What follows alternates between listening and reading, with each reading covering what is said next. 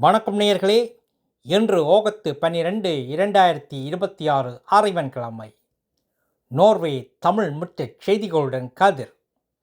முதலில் தலைப்புச் செய்திகள்.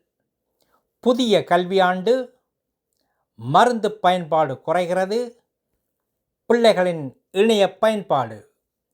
இனி விரிவான செய்திகள். புதிய கல்வியாண்டு.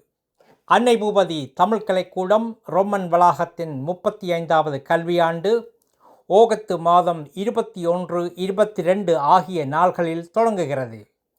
தமிழ் மற்றும் கலை வகுப்புகளுக்கு பழைய புதிய மாணவர்கள் அனைவரும் அன்புடன் வரவேற்கப்படுகின்றனர். மருந்து பயன்பாடு குறைகிறது. நோர்வேயில் நுண்ணுயிர் கொல்லி ஆன்டிபயோட்டிக்ஸ் மருந்துகளின் பயன்பாடு 2026 முதல் ஆண்டு பாதியில் குறைந்துள்ளது.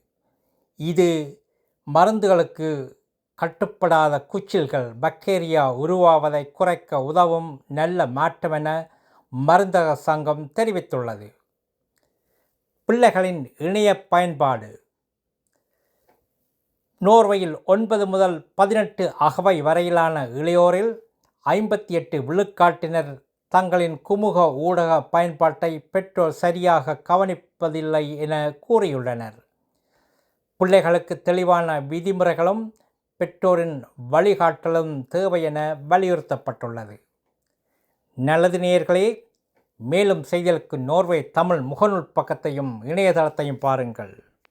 உலகெங்கிலும் தமிழ், நம் உணர்வெங்கிலும் தமிழ்.